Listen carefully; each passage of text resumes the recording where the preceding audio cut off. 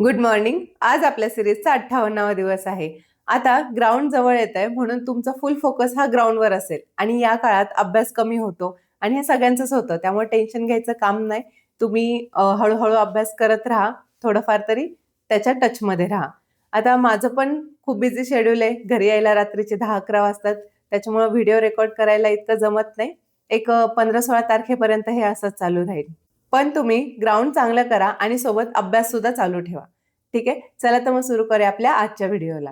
आपला first question आहे, badminton world federation आयोगाच्या अध्यक्षपदी कोणाची नियुक्ती करण्यात आली आहे? तर कोणाची नियुक्ती झाली आहे? पी.व्ही. सिंधू यांची. फोटोवरून समजलंच असेल. आता यांच्याबद्दल आपण अगोदरच माहिती पाहिली होती जेव्हा आपण एक स्पोर्ट्सचं लेक्चर पाहिलं होतं, बरोबर? पण आपण पुन्हा एकदा एक रिव्हिजन करूया.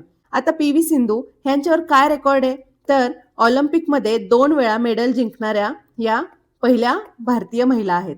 मग दुसऱ्या भारतीय महिला कोण? ह्याच्यावर पण आपण डिटेलमध्ये सांगितलं होतं, ते तुम्ही मला सांगा. आता हे 2 मेडल कुठे जिंकले होते? एक म्हणजे रिओ ऑलिम्पिकमध्ये त्यांनी सिल्वर मेडल जिंकलं आणि दुसरं टोकियो ऑलिम्पिकमध्ये त्यांनी कांस्य पदक जिंकलं. ठीक आहे, हे लक्षात ठेवा. आता आपण स्पोर्ट्स बघतोय म्हणून मी आता तुम्हाला द्रोणाचार्य पुरस्कार ह्याच्याबद्दल माहिती सांगते. द्रोणाचार्य पुरस्काराबद्दल PSIला प्रश्न विचारला होता. आता द्रोणाचार्य पुरस्कार हा कोणाला दिला जातो? तर स्पोर्ट्समध्ये उत्कृष्ट योगदानासाठी कोचेसला हा पुरस्कार दिला जातो. कोचेस म्हणजेच काय? प्रशिक्षक. तर त्यांना हा पुरस्कार दिला जातो आणि हा प्रशिक्षकांमध्ये दिला जाणारा सर्वोत्कृष्ट पुरस्कार आहे. मग हा पुरस्कार कोणाला मिळाला? तर पहिला पुरस्कार मिळाला आहे तो म्हणजे दीपाली देशपांडे यांना. दीपाली देशपांडे ह्या कशाच्या कोच आहेत? तर ह्या नेमबाजी प्रशिक्षक आहेत. पुन्हा दुसरा कोणाला मिळाला? अर्मांडो अग्नेलो कोलाको, आणि हे कशाचे प्रशिक्षक आहेत? तर फुटबॉलचे आहेत. आणि तिसरा कोणाला मिळाला? सुभाष राणा, आणि हे कशाचे प्रशिक्षक आहेत? तर हे पॅराशूटिंग प्रशिक्षक आहेत. ठीक आहे, पोलीस भरतीला कशा प्रकारे प्रश्न येऊ शकतात? महिला क्रिकेटचे कोच कोण आहेत?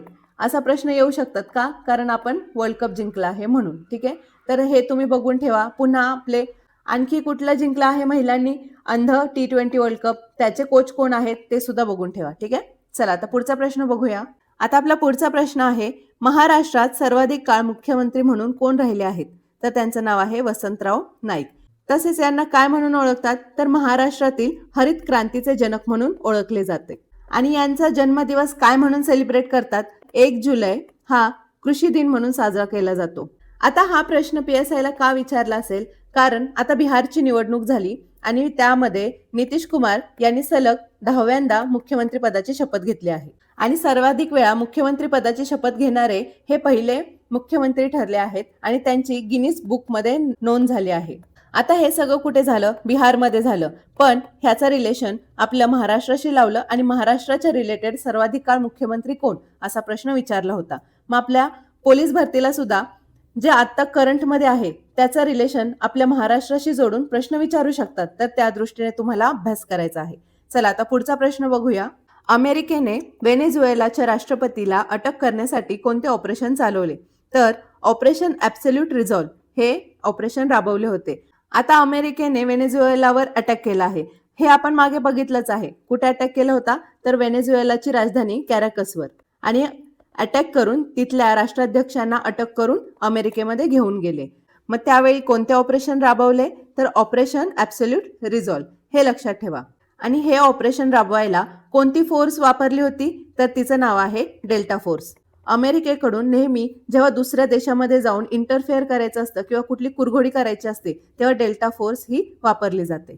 आता आपण ऑपरेशन बघतोय, तर आपल्या भारताकडून कोणकोणते ऑपरेशन राबवले होते त्याचे एक क्विक रिव्हिजन बघूया. कारण ह्याच्यावर आपण अगोदर पण बघितलं आहे आणि खूप डिटेलमध्ये बघितलं आहे. एक रिव्हिजन म्हणून मी पुन्हा एकदा घेते. तर पहिला आहे सागरबंधू. सागरबंधू ऑपरेशन कशासाठी राबवलं होतं? तर श्रीलंकामध्ये द्वित्ता हे सायक्लोन आलं होतं, तर तेव्हा लोकांना मदत करण्यासाठी हे ऑपरेशन राबवलं होतं. दुसरं आहे सिंधू. सिंधू हे ऑपरेशन कधी राबवलं होतं? जेव्हा इस्रायलने इराणवर अटॅक केला होता तेव्हा इराणमधून भारतीयांना बाहेर काढण्यासाठी हे ऑपरेशन राबवलं होतं. तिसरं आहे ब्रह्मा. ब्रह्मा हे ऑपरेशन कुठे राबवलं होतं? तर म्यानमारमध्ये. म्यानमारमध्ये जेव्हा भूकंप आला होता तेव्हा हे ऑपरेशन राबवलं होतं. चौथं आहे सिंदूर. आता सिंदूर सगळ्यांना माहिती आहे, पहलगामवर अटॅक झाला होता तेव्हा त्याचा बदला म्हणून भारताने पाकिस्तानमधील जे आतंकवाद्यांचे तळ होते ते डिमॉलिश करण्यासाठी म्हणजेच काय, नष्ट करण्यासाठी ऑपरेशन सिंदूर हे राबवलं होतं. पुढचं आहे 5वं शिवशक्ती. शिवशक्ती ऑपरेशन हे जम्मू आणि काश्मीरमधील आतंकवाद्यांचा खात्मा करण्यासाठी हे ऑपरेशन राबवलं होतं. पुढचं आहे थंडर. थंडर हे ऑपरेशन इंटरपोल तर्फे तस्करी रोखण्यासाठी राबवलेलं ऑपरेशन आहे. पुढचं आहे ऑपरेशन अजय. हे इस्रायलमधून भारतीयांना बाहेर काढण्यासाठी हे ऑपरेशन राबवलं होतं. पुन्हा त्याच्या पुढे आहे गंगा. गंगा हे कशासाठी, तर युक्रेनमध्ये, म्हणजेच जे आपलं युक्रेन आणि रशियाचं युद्ध चालू आहे त्या युक्रेनमधील भारतीयांना रेस्क्यू करण्यासाठी गंगा ऑपरेशन हे राबवलं होतं, म्हणजे भारतामध्ये परत आणण्यासाठी. तर हे सगळे ऑपरेशन पाठ करून ठेवा. ठीक आहे, चला आता पुढचा प्रश्न बघूया. आता पुढचा प्रश्न आहे, भारताने जागतिक स्तरावर तांदूळ उत्पादन करणाऱ्या देशांमध्ये कोणते स्थान मिळवले आहे? तर कोणते स्थान मिळवले? पहिलं. आणि आपण कोणाला ओव्हरटेक केलं आहे? तर चायनाला, म्हणजे चीनला ओव्हरटेक केला आहे. मग हा आकडा कोणी जाहीर केला आहे? तर कृषी मंत्रालयाने हा आकडा जाहीर केला आहे. आणि याचे मंत्री कोण आहेत? तर याचे केंद्रीय मंत्री आहेत शिवराज सिंग चौहान. मग तुम्ही मला महाराष्ट्राचे कृषी मंत्री कोण आहेत ते सांगायचे. ठीक आहे, पण मला असं वाटतंय की आपल्या महाराष्ट्राचे जे कृषी मंत्री होते त्यांनी राजीनामा दिलाय, म्हणजे कोकाटे वगैरे असं काहीतरी नाव होतं त्यांचं. एकदा तुम्ही कन्फर्म करा. तर आपल्या मूळ प्रश्नावर येऊ. 2025 मध्ये भारत जगात पहिल्या नंबरवर आला आहे. कशामध्ये? तांदूळ उत्पादन करणाऱ्या देशांमध्ये. आणि या अगोदर कोण होतं? तर चीन होतं. मग भारताने किती उत्पादन केलं? तर 152 मिलियन टन एवढं उत्पादन केलं आहे. Million ton. मग याच्यामध्ये राईसचा प्रामुख्याने कुठला वाण आहे? तर तो आहे IR8. IR8 ही संकर जाते. ठीक आहे, आणि ही कशी आहे? तर ही लहान आहे. म्हणजेच काय, लहान का आहे? कारण जर वारा वगैरे आला तर ती पडू नये, जे आपलं तांदळाचं पीक आहे ते खाली पडू नये म्हणून ही काय आहे? ड्वार्फ व्हरायटी म्हणतात. म्हणजे काय, छोटं वाण आहे, बटू वाण म्हणतात ह्याला. मग आता तुम्हाला प्रश्न आहे की बासमती राईसचा GI टॅग कोणाजवळ आहे?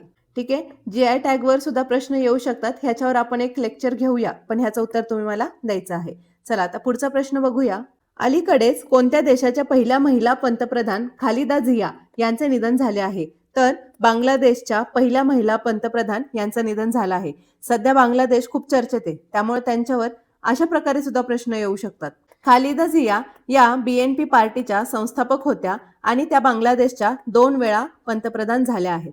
मग कधी 2 वेळा? एक 1991 ते 96 आणि दुसरं 2001 ते 2006 या दरम्यान त्या पंतप्रधान झाल्या आहेत.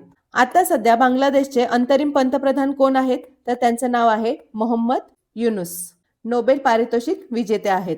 मग बांगलादेशची राजधानी काय आहे? त्याची राजधानी आहे ढाका आणि चलन काय आहे? टाका. ठीक आहे, चला आता पुढचा प्रश्न बघूया. आता आपले मराठीचे क्वेश्चन चालू झाले आहेत आणि मराठीचे आजचे आपले युनिक क्वेश्चन्स आहेत. ठीक आहे, तर पहिला प्रश्न आहे, क्रांती या शब्दासाठी योग्य शब्दसमूह निवडा. क्रांती म्हणजे काय? तर अकस्मात घडून येणारा बदल म्हणजे क्रांती. आणि हळूहळू घडून येणारा बदल ह्याला काय म्हणतात? याला उत्क्रांती म्हणतात. ठीक आहे, तर याच्यामध्ये कन्फ्युजन होऊ देऊ नका. आता अचानक आलेले संकट. अचानक आलेले संकट म्हणजेच काय? आपत्ती, किंवा ह्यालाच घराघात असे म्हटलं जातं. आणि त्वरित कृती. त्वरित कृती म्हणजे तुम्ही बदल असं म्हणू शकता. त्वरित कृती म्हणजे क्रांती होत नाही, त्वरित कृती म्हणजे बदल. ठीक आहे, चला आता पुढचा प्रश्न बघूया. पुढचा प्रश्न आहे, सिंहावलोकन म्हणजे काय? तर याचा अर्थ आहे मागच्या काळाकडे ओझरती नजर टाकणे. आता असं का म्हणतात? जेव्हा सिंह पुढे जात असतो तेव्हा तो मागे वळून बघत असतो. म्हणजेच काय की ह्याचा ऍक्च्युअली मिनिंग काय आहे? जेव्हा तुम्ही पुढे जाता तेव्हा मागील काळाचा किंवा आपण मागे काय काम केलं आहे ह्याचा एकदा आढावा घ्यावा, त्यावरून हा शब्द आला आहे. आता दुसरा आहे सिंहाचे दुरून अवलोकन करणे. आता ह्याचा फक्त ही फोड झाली, म्हणजे सिंहावलोकन या शब्दाची ही फक्त फोड झाली. ह्याचा शब्दशः अर्थ हा आहे. ठीक आहे, राज्यकारभार पाहणे. राज्यकारभार पाहणे म्हणजे सिंह राजा आहे पण राज्यकारभार पाहणे ह्याचा काय अर्थ नाहीये. वरवर पाहणी करणे. वरवर पाहणी करणे म्हणजेच काय की धावती नजर घेणे किंवा ओझरती नजर टाकणे. ठीक आहे, पण ह्याचा सिंहावलोकनाचा काय संबंध आहे का? नाही. ठीक आहे, तर असं प्रत्येक गोष्ट मी तुम्हाला सांगितले कशाला काय म्हणतात, ह्याचा सिंहावलोकनची मिनिंग काय आहे ऍक्च्युली. ठीक आहे, चला पुढचा प्रश्न बघूया. प्रित्यर्थ हे शब्दयोगी अव्यय खालीलपैकी कोणत्या प्रकारातील आहे? तर हे हेतुवाचक या क्रियाप्रकारातील आहे. का आहे? कारण प्रित्यर्थ याचाच अर्थ आहे च्यासाठी. च्यासाठी किंवा च्या करिता किंवा च्या निमित्ताने आता हे सगळं काय दर्शवतात? साठी, करिता, निमित्ताने, हे काहीतरी हेतू दर्शवतात. म्हणून प्रित्यर्थ हे काय आहे? हे हेतुवाचक शब्दयोगी अव्यय आहे. ठीक आहे. म्हणजेच काय? इथे एखाद्या गोष्टीचा, क्रियेचा हेतू स्पष्ट होतो. उदाहरणार्थ काय? लग्नाप्रित्यर्थ, स्मरणार्थ, हे काय आहेत? प्रित्यर्थ ह्याचा आपण वापर केलेला आहे. लग्नासाठी, स्मरणासाठी किंवा स्मरणाच्या निमित्ताने असा त्याचा अर्थ होतो. आता करणवाचक. करणवाचक म्हणजे काय? करण म्हणजे काय? क्रियेचे साधन. करणवाचक या शब्दांमुळे क्रिया कशाच्या साहाय्याने घडली हे समजते. उदाहरणार्थ काय? हाती, करवी, द्वारे, हे काय आहेत? करणवाचक शब्दयोगी अव्यय आहेत. संबंधवाचक शब्दयोगी अव्यय. संबंधवाचक म्हणजे काय? की जिथे घटकांचा किंवा शब्दांचा, वाक्यांचा, क्रियेचा एकमेकांशी संबंध दर्शवला जातो. आणि उदाहरणार्थ काय? विषयी, संबंधी. आणि पुढे आहे योग्यतावाचक. योग्यतावाचक म्हणजे काय? जे शब्द एखाद्या व्यक्तीची किंवा वस्तूची लायकी दर्शवतात, लायकी किंवा योग्यता दर्शवतात, तेव्हा ते योग्यतावाचक शब्दयोगी अव्यय असतात. उदाहरणार्थ काय? योग्य, सारखा, जोगता, सम, हे काय आहेत? योग्यतावाचक हे ओळखण्याचे हे शब्द आहेत. ठीक आहे. चला आता पुढचा प्रश्न बघूया. खालीलपैकी कोणते परिणामवाचक, खालीलपैकी कोणते परिमाणवाचक क्रियाविशेषण अव्यय नाही असा प्रश्न विचारला आहे. किंचित हे काय आहे? आपण म्हणतो ना, किंचित मीठ घाल, क्वचित मला क्वचितच आठवते, हे काय आहे? परिमाणवाचक आहे. म्हणजे किंचित पण आपण काय दाखवतो? एक फिक्स नाही दाखवत, पण ते एक प्रकारचं परिमाण आहे. मला क्वचित आठवते म्हणजे आपण एक त्या गोष्टीची इंटेन्सिटी, दर्जा किंवा प्रमाण दाखवतो. हे पण क्वचितच आहे. मुळीच, मी तर तिला मुळीच आवडत नाही, मुळीच, हे काय आहे? एक थोडक्यात प्रमाणच आहे ना. म्हणजे मुळीच आवडत नाही म्हणजे थोडं पण आवडत नाही, हे काय झालं? प्रमाण झालं. उगीच, उगीच म्हणजे काय? व्यर्थता. हे कुठलं परिमाणवाचक आहे का? नाही. म्हणून माझं उत्तर आलं उगीच. समजलं? किंचित, क्वचित, मुळीच हे काय? दर्जा किंवा प्रमाण दाखवतात, म्हणून हे परिमाणवाचक आहे. पण उगीच हे काय आहे? व्यर्थता दर्शक आहे किंवा हे रीत दाखवतं. म्हणजे काय? उगीच तो मला फोन करतो, हे काय झालं? रीत झाली, प्रमाण नाही झालं. बरोबर? म्हणून माझं उत्तर आलं उगीच. ठीक आहे. चला आता पुढचा प्रश्न बघूया. खालीलपैकी चुकीची जोडी ओळखा. फार, अतिशय, साधित क्रियाविशेषण अव्यय. फार आणि अतिशय हे काय आहेत? हे सिद्ध क्रियाविशेषण अव्यय आहेत. म्हणून माझं उत्तर काय आलं? 1. कारण आपल्याला चुकीची जोडी शोधायची आहे. साधित क्रियाविशेषण कसं होतं? फॉर एक्झाम्पल, मोठ्याने, दिवसा, हे काय झालं? हे ने, दिवसाचं आ पुढे प्रत्यय लागला, हे साधित क्रियाविशेषण झालं. आणि सिद्ध क्रियाविशेषण म्हणजे काय? आज, पुढे, काल, जा, उठ, बस, जे मूळ आहेत, जे मूळ सिद्धवाचक शब्द आहेत किंवा जे मूळ शब्द आहेत त्यांना सिद्धवाचक क्रियाविशेषण असे म्हणतात. सावकाश, जपून, हे काय आहेत? रीतिवाचक क्रियाविशेषण अव्यय. बरोबर आहे. जपून जा, सावकाश जा, हे काय आहे? रीती दाखवतात. बरोबर, रीतिवाचक आहेत. समोरून, येथून, पुढून, खालून, वरून, इकडून, तिकडून, हे काय आहे? स्थलवाचक क्रियाविशेषण. हे पण बरोबर आहे, हे पण बरोबर आहे. आज, पुढे सिद्ध क्रियाविशेषण आहे, हे पण बरोबर आहे, कारण हे मूळ स्वरूपात आहेत. समजलं? चला आता पुढचा प्रश्न बघूया. आता हा प्रश्न तुमच्यासाठी. ह्याची मला खूप तऱ्हेतऱ्हेची उत्तरं मिळणार आहेत, पण कोणीही ऑनलाईन सर्च न करता जे तुमचं जेन्युइनली मनात उत्तर येतंय ते उत्तर सांगायचंय आणि ते मला कमेंट बॉक्समध्ये द्यायचं आहे. 6 सलग समसंख्यांची ABCDEF यांची बेरीज 150 आहे, तर त्यापुढील 3 सलग समसंख्यांची बेरीज किती असेल? आता एक बघा, हे जे आहेत 6 समसंख्या, ठीक आहे, ABCDEF ह्या काय आहेत? 6 समसंख्या आहेत. मी जर 150 ला 6 ने भागलं तर मला संख्या येईल, जी पण संख्या येईल ती काय असेल? सरासरी असेल. बरोबर, ह्यांची सरासरी असेल. मग जी सरासरी असेल त्याच्यावरून मला समजेल की ह्याच्या इकडे ह्याच्यापेक्षा लहान संख्या किती आहेत, ह्याच्यापेक्षा मोठ्या संख्या किती आहेत. मग मी काय करते? 150 ला 6 ने भागते. किती येणार? 6 दुने 12, 6 पंचे 30. म्हणजे हे जे ABC मध्ये येणार 25 आणि पुन्हा काय आहे? DEF. आता ऑब्विसली या समसंख्या आहेत म्हणजे ह्यांची जे सरासरी येईल ते मधला भाग कुठला असेल? ह्यांचा मधला भाग 25 असेल. मग जर 25 असेल तर 25च्या अलीकडची समसंख्या कोणती आहे? 24 आहे. आणि सलग आहेत म्हणजे 24च्या आधी 22 येणार, 22च्या आधी 20 येणार. 25च्या नंतर दुसरी समसंख्या कोणती आहे लगतची? 26. 26 नंतर येणार 28, 28 नंतर येणार 30. आता यांची बेरीज 150 येते का ते बघूया. ठीक आहे. 20 अधिक 22 किती येणार? 42 अधिक 24 किती येणार? 4 आणि 2 6, 4 आणि 2 6. 66 अधिक 26 किती येणार? 6 आणि 6 12, 6 आणि 3 9. 92 अधिक 28 किती येणार? 8 आणि 2 10, हातचा आलंय 9 आणि 3 12. आणि 120 अधिक 30 किती येणार? 150. म्हणजे माझं उत्तर बरोबर आहे. मग 30च्या पुढच्या सलग 3 संख्यांच्या समसंख्यांची बेरीज किती आहे? आता 30 नंतर काय येणार? 32 अधिक 34 अधिक 36. आणि तेच काय असणार? आपलं उत्तर असणार 6 आणि 4 10 आणि 2 12, हातचा आला 1 3 त्रिक 9 1 10, 102. ऑप्शन क्रमांक 3 माझं उत्तर आलं. समजलं? खूप सोपं होतं हे. चला पुढचा प्रश्न बघूया. आता हे जे प्रश्न आहे ना, हा जो प्रश्न ज्याला बेसिक माहिती आहे ना त्यांनी चुटकीसरशी उत्तर काढलं असतं. कसं ते मी तुम्हाला सांगते. खाली दिलेल्या शृंखलेत पहिल्या 15 पदांची बेरीज किती आहे? आता शृंखला काय आहे? 1/2 गुणिले 3 अधिक 1/3 गुणिले 4 अधिक 1/4 गुणिले 5 अधिक असं आपल्याला कितीपर्यंत जायचंय? 15 संख्यांपर्यंत जायचंय. आता एवढं जायची गरज आहे का हे मी तुम्हाला सांगते. आता हे जे 1/2 गुणिले 3 आहे यालाच मी 1/2 वजा 1/3 असं लिहिलं तर चालेल का? तुम्ही म्हणाल असं कसं चालेल मॅडम, ह्यांचा तर गुणाकार आहे. एक्झॅक्टली गुणाकार आहे. मग तुम्ही अशा पद्धतीने जर लिहिलं किंवा अशा पद्धतीने लिहिलं हे दोन्ही सेमच आहे. कसं सेम आहे? इथं काय आहे? छेदात 2 आणि 3 आहे. म्हणजे ह्या दोघांचा काय घ्यायला लागणार? लसावी घ्यायला लागणार. लसावी म्हणजे काय? 2 आणि 3चा लसावी किती आहे?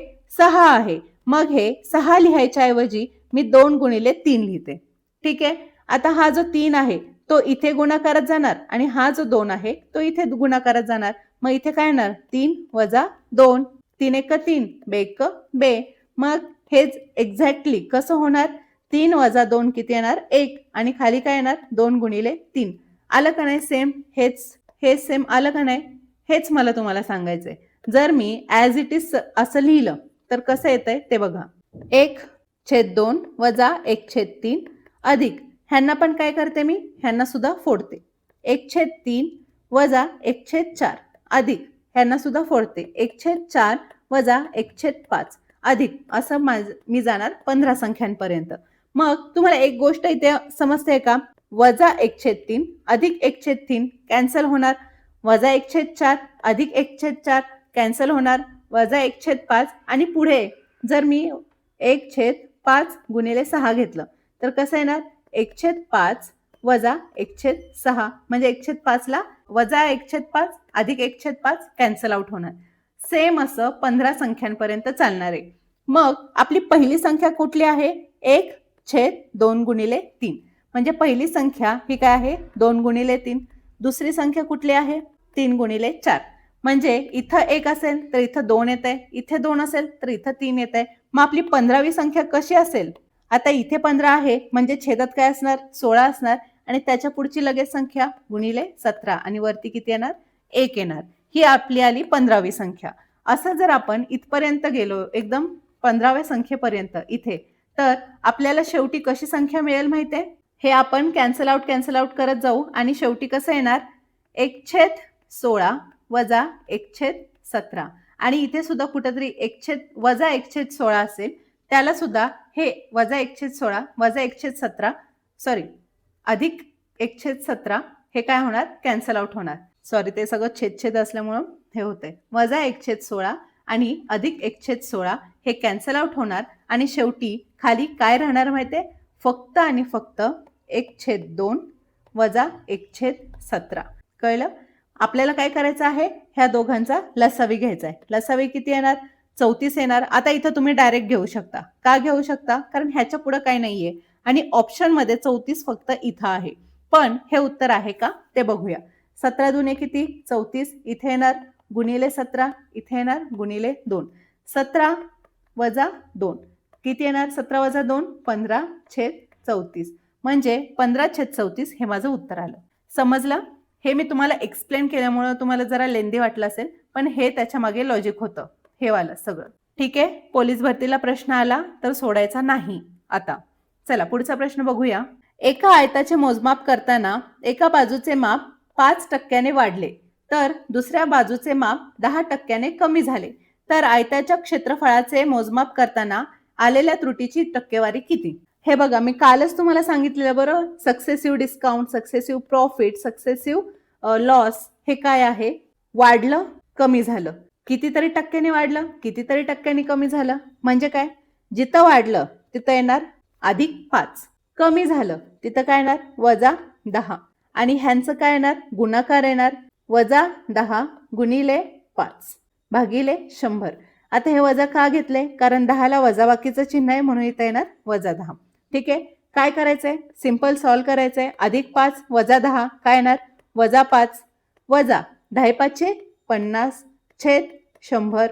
ह्या शून्याला हा शून्य गेला, ह्या शून्याच्या ऐवजी काय येणार? -5 वजा 0.5. समजलं? आता -5 वजा 0.5 हे काय येणार? वजा वजा काय होणार? अधिक होणार, आणि खाली काय येणार? 5 अधिक 5 5.5. आणि हेच माझं उत्तर आहे, ऑप्शन क्रमांक 2. काहीच करायची गरज नव्हती, फक्त हे सक्सेसिव्ह जो discount, profit, successive loss, successive वाढलं, सक्सेसिव्ह कमी झालं, म्हणजेच काय? लगेच वाढलं, लगेच कमी झालं, असं लगेच असेल तर अशा पद्धतीने हे सॉल्व करायचंय. समजलं? चला आता पुढचा प्रश्न बघूया. 10 पुस्तकांची सरासरी किंमत 16 आहे. 10 पुस्तकं आहेत, त्यांची सरासरी किंमत 16 आहे, म्हणजे त्यांची टोटल किंमत किती आहे? 160. त्यातील 2 पुस्तके सोडल्यास इतर 8 पुस्तकांची सरासरी किंमत रुपये 9.5 आहे. म्हणजे 8 पुस्तकांची सरासरी किंमत किती आहे? 9.5. म्हणजे त्यांची टोटल बेरीज किती आहे 8 पुस्तकांची? 9.5 गुणिले 8. 8 पंचे 40, 9 8 72, म्हणजे किती आलं? 76. आता पुढे, जर त्या 2 पुस्तकांपैकी एकाची किंमत दुसऱ्याच्या किमतीने 40% अधिक असल्यास त्या 2 पुस्तकांची प्रत्येकी किंमत किती?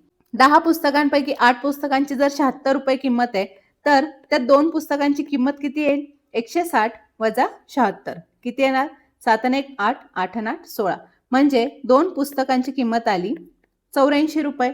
पण हे 84 रुपये काय आहेत?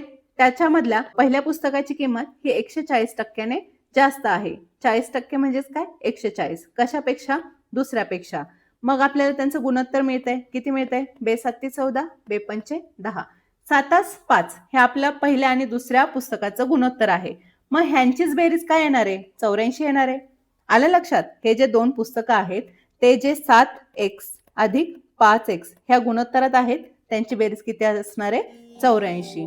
मग 7 आणि 5 किती? 12x बरोबर किती? 84. x ची किंमत किती आली? 12 7 84. x ची किंमत 7 आली तर 2 पुस्तकांची प्रत्येकी किंमत किती? मग 7x बरोबर किती? 7 गुणिले 7 किती येणार? 7 7 49, आणि नंतर काय आहे? 5x. 5 गुणिले 7, 7 5 किती? 35. म्हणजे दोघांची किंमत किती येणार? 49 आणि 35. ऑप्शन क्रमांक 1 हे माझं उत्तर आलं. आता जर तुम्ही आणखी एका पद्धतीने बघितलं तर अशी बेरीज पाहिजे आपल्याला ज्याच्यामध्ये दोघांची बेरीज ही 84 आली पाहिजे. आणि असं इथं काय येणार आहे? इथं तर 48 येत आहे, हे पण चुकीचं. 25 आणि 12 हे पण चुकीचं. 40 आणि 24 हे पण चुकीचं. फक्त 35 आणि 49 ची बेरीज 84 येते. तिथंच फक्त तुम्ही टिक केलं असतं ना, हे बघून एवढ्यातूनच कट करून, तरी तुमचं उत्तर आलं असतं. पण मी हे ट्रेडिशनल मेथडने एवढं सगळं सॉल्व्ह करून दाखवलं. ठीक आहे, चला पुढचा प्रश्न बघूया. एक कंपनी इलेक्ट्रॉनिक्स उपकरणाची निर्मिती करते. त्या उपकरणाची किंमत ठरवताना कंपनी स्वतःसाठी 10% नफा, घाऊक व्यापाऱ्यांसाठी 20% नफा आणि किरकोळ व्यापाऱ्यांसाठी 30% नफा अंतर्भूत करते. त्या उपकरणाची ठरवलेली किंमत त्याच्या निर्मिती मूल्यापेक्षा किती टक्के जास्त आहे? आता इथं तुम्ही असं करू शकता, 100 रुपये त्यांची एक ठरवलेली किंमत आहे, बरोबर? मग त्याच्यावर कंपनीला जर स्वतःचा 10% प्रॉफिट पाहिजे तर पुढं काय येणार? 110%, बरोबर? म्हणजेच काय? स्वतःसाठी 110, घाऊक व्यापाऱ्यांसाठी 20%, म्हणजे आणखी काय? 120%. कसं येणार? 12 1 12, 12 1 12 आणि 1 13. आता ह्या 132 वर आणखी किरकोळ व्यापाऱ्यांसाठी 30% नफा, म्हणजे किती? 130%. ह्या शून्याला हा शून्य, बे5 10, बेसक 12, बेसक 12, 5 दुने 10, 5 30. ह्यांचा जो गुणाकार येईल तो. आणि तो जो गुणाकार येईल त्याच्यातून 100 वजा करायचे. आपल्याला काय मिळणार, किती टक्के जास्त आहे, म्हणजे त्याला ठरवलेल्या किमतीपेक्षा किती टक्के जास्त लावावे लागणार आहे किंमत, हे आपल्याला समजेल. पण जसं मी वरती सांगितलं, सक्सेसिव्ह डिस्काउंट किंवा सक्सेसिव्ह प्रॉफिट, इथे बघा ते पण अप्लाय होते. कसं होतंय, भलेही इथं काय आहे, 10 आहे, 20 आहे, 30 आहे, टेन्शन घेऊ नका. 10 आणि 20 आहे त्यांचा आधी घ्या, अधिक 10 अधिक 20. आता नफा कमवायचा आहे म्हणजे काय येणार, अधिक येणार, अधिक 10 अधिक 20 आणि अधिक त्यांचा काय येणार, गुणाकार. 10 गुणिले 20 किती, 200 भागिले 100 बरोबर. 10 आणि 20 किती, 30, अधिक हे कॅन्सल आउट झाले, वरती राहिले 2, वरती राहिले 32. आता हे झालं आपल्याला ह्या दोघांचं मिळालं. आता हे 2 अधिक 32 अधिक काय करणार, वरती शेवटचं राहिलेलं 30 गुणिले अधिक ह्यांचं काय येणार, गुणाकार येणार. 32 गुणिले 3 किती, 0, 3 दुणे 6, 3 त्रिक 9 भागिले काय येणार, 100 बरोबर. अधिक 32 अधिक 30 किती येणार, 62 अधिक ह्या शून्याला हा शून्य गेले, 5 दुणे 10, 5 एक 5, 5 नवे 45 आणि 5 दुणे 10, पुन्हा 92 18 बेसक 12, 9.6, 6 9 2 11, 71.6, 71.6 उत्तर आलं. समजलं. असं जरी केलं तरी चालते सक्सेसिव्ह फॉर्म्युल्याने, आणि ट्रेडिशनल मेथडनी केलं तरी सुद्धा चालतंय. समजलं. उत्तर येण्याशी मतलब, आणि आपलं उत्तर आहे 71.6. मी दोन्ही पद्धतीने सांगितलं, तुम्हाला जे व्यवस्थित वाटतंय, जे सोपं वाटतंय त्या पद्धतीने तुम्ही करा. ठीक आहे. चला आता पुढचा प्रश्न बघूया. आता आपला पुढचा प्रश्न आहे, एक रिकामा जलतरण तलाव एका निश्चित गतीने पाण्याने भरला जात आहे व 305 क्षमतेसाठी त्याला भरायला 8 तास लागतात. संपूर्ण तलाव भरायला अजून किती वेळ लागेल? आता आपण एक एक्झाम्पल मानूया. फॉर एक्झाम्पल, तलावाची एकूण क्षमता आपण 5 मानूया. ठीक आहे. एकूण क्षमता किती, 5 मानू. त्यातला जो 3 भाग आहे तो काय, तो भरण्यासाठी किती वेळ लागतो, 8 तास लागतात. मग आपल्याला किती राहतंय, 5तले 3 भाग भरले जात आहेत, मग राहताय किती, 2 भाग. मग हे 2 भाग भरायला किती वेळ लागेल, 205 हा भाग भरायचा बाकी आहे बरोबर. 305 भरायला 8 तास लागतात. मग 205 भरायला किती वेळ लागेल हे आपल्याला काढायचंय. जर 3 भाग भरायला 8 तास लागतात तर एक भाग भरायला किती वेळ लागेल, 8/3 तास. आलं लक्षात. 3 भाग भरायला जर 8 तास तर एक भाग भरायला किती लागेल, 8/3 तास लागतील. आता आपल्याला किती भाग भरायचा फक्त 2 भाग भरायचा मग ते भरायला काय सूत्र वापरायचंय, 2 भाग भरायचंय. त्याला किती वेळ लागणार आहे, एका तासाला 8/3, मग 2 तासाला किती, 2 गुणिले 8/3 म्हणजे किती, 16/3 तास. आता 16/3 तास हे काय आहेत, हे काय आहेत, अपूर्णांक आहेत. आपल्याला काय करायचंय, त्याला पूर्णांकात काढायचंय, तास आणि मिनिटामध्ये काढायचंय. मग ते कसं काढायचं, जर मी 16/3 ला आणखी थोडंसं सिम्प्लिफाय फॉर्मॅटमध्ये घेतलं तर कसं येईल, 3 15 5 तास, आणि वरती काय किती राहतोय, 1/3. आता हे काय राहिलं, 5 हे काय झाले, पूर्ण झाले, म्हणजे 5 तास हे पूर्ण झाले. 1/3 हे किती मिनिटं होतील, 1/3 ह्याला मी काय करणार, गुणिले 60 मिनिटाने भागणार.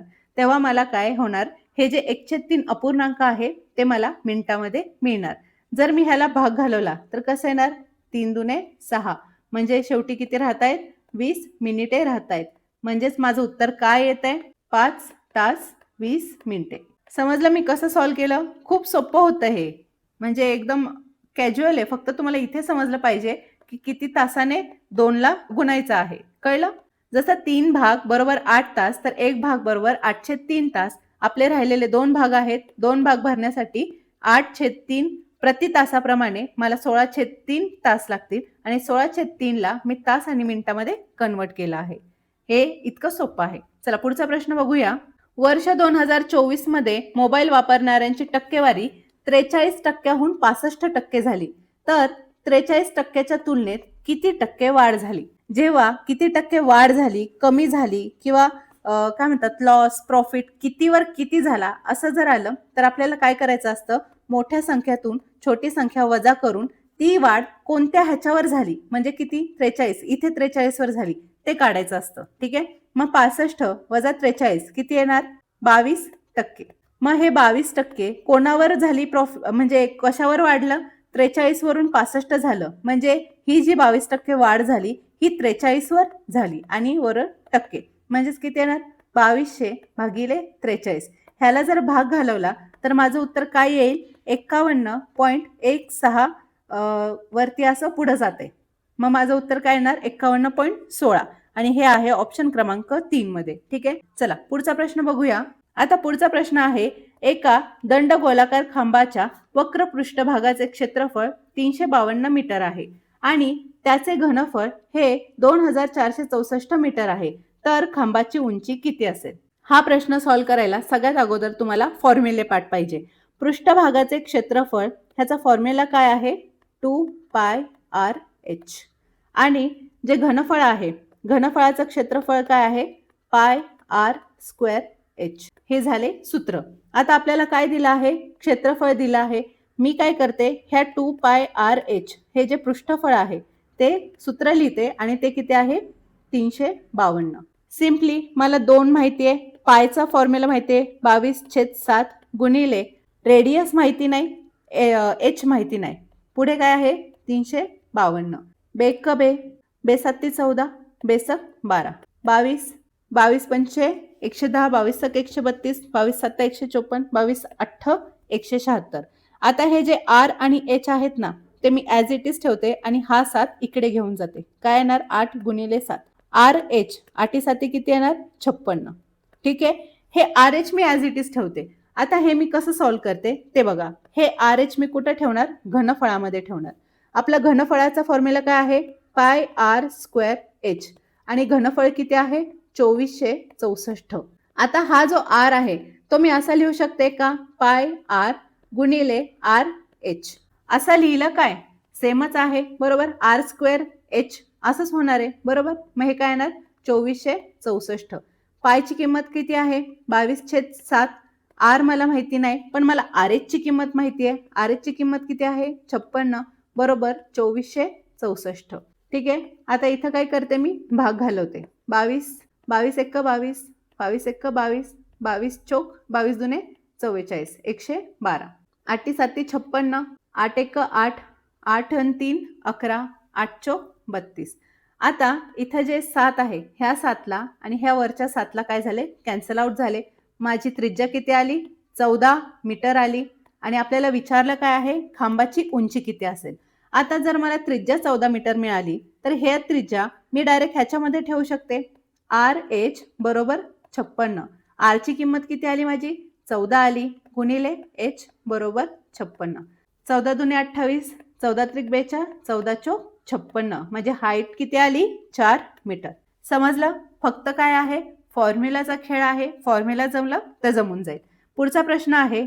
आता पुढचा प्रश्न आहे, एका देशातील राज्यांची संख्या व केंद्रशासित प्रदेशांची संख्या यांचे गुणोत्तर 52:13 आहे. त्या देशातील राज्यांची संख्या केंद्रशासित प्रदेशांच्या संख्येपेक्षा किती टक्क्यांनी जास्त आहे? आता आपल्याला काय दिलं आहे? राज्य आणि केंद्रशासित प्रदेश ह्यांचा काय दिला आहे? ह्यांचं गुणोत्तर दिलंय. किती आहे? 52 आणि 13. आता ह्याला मी 13 ने भाग घालू शकते. 13 1 13, 13 चोक 52. आता जर तुम्ही इथं असं करायला गेला, राज्याचं किती आहे? 4 आहे, केंद्राचं आहे 1, ह्या दोघांची वजाबाकी येणार 3 आणि केंद्रशासित प्रदेशांच्या संख्येपेक्षा कितीने जास्त आहे असं विचारलंय. मग केंद्रशासित प्रदेश किती आहे? 1 टक्क्याने विचारले म्हणल्यावर 100 येणार आणि हे किती येणार? 300%. म्हणजे 300%ने जास्त आहे असा येणार. आणि ऑप्शन मध्ये तर 300%च नाही.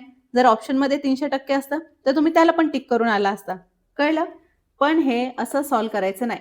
ही थोडी एक्सेप्शनल केस आहे. हे कसं सॉल्व्ह करायचं हे बघा. अगोदर मी राज्याचं किती टक्के आहे ते काढणार, केंद्रशासित प्रदेशाचं किती टक्के आहे ते काढणार. अगोदर मी काढते राज्य. राज्य आणि केंद्रशासित हे मिळून किती होतंय टोटल? 4 अधिक 1 किती होतंय? 5 होतंय. मग राज्याची टक्केवारी किती आहे? 4 टक्केवारी आहे. कोणावर? 5 टोटलवर.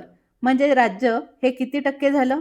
5 दुने 10, 4 दुने 8. म्हणजे राज्य झालं 80%. आता केंद्रशासित प्रदेश किती आहे? 1 आहे. 5 पैकी 1 केंद्रशासित प्रदेश आहे. म्हणजे टोटल किती झालं? 5 दुने 10 बरोबर 20%. आता आपल्याला विचारलं काय आहे? राज्यांची संख्या केंद्रशासित संख्येच्या किती टक्के जास्त आहे? किती जास्त आहे? 80% वजा 20% किती येणार? 60%. आणि हे जे 60% आहे हेच माझं उत्तर आहे. एवढं सिंपल आहे. हे सॉल्व करायची थोडीशी पद्धत वेगळी होती. समजलं? चला आता पुढचा प्रश्न सॉल्व करूया. दोन संख्यांचा गुणाकार 50 आहे आणि त्या संख्या 1/2 एकाच 2 या प्रमाणात आहे, तर त्या संख्यांची बेरीज किती? आता पहिली गोष्ट, इथं काहीच हार्ड अँड फास्ट लॉजिक नाही लावायचं. संख्यांचा गुणाकार 50 आहे. 50 हा किती कमी संख्यांचा गुणाकार आहे. एकतर 50 एके 50, 25 दुने 50 आणि 10 पाचशे 50. ठीक आहे. आता ह्या संख्या आपल्याला मिळाल्या 3च आणि त्या कोणत्या प्रमाणात आहे? एकाच 2 प्रमाणात आहे. इथं कुठलं प्रमाण आहे का? नाही. इथे कुठलं प्रमाण आहे का? नाही. पण इथे प्रमाण आहे. 5 एक 5, 5 दुने 10, 2 असे 1. मग त्या संख्यांची बेरीज किती येईल? 10 अधिक 5 किती येणार? 15 येणार आणि ऑप्शन क्रमांक 2 इथं माझं उत्तर आलं. समजलं? हे तर तुम्ही ओरली सॉल्व्ह करू शकता. आता हा पुढचा प्रश्न तुमच्यासाठी, याचं उत्तर तुम्ही मला कमेंट बॉक्समध्ये द्यायचं आहे. भेटूया उद्याच्या व्हिडिओमध्ये.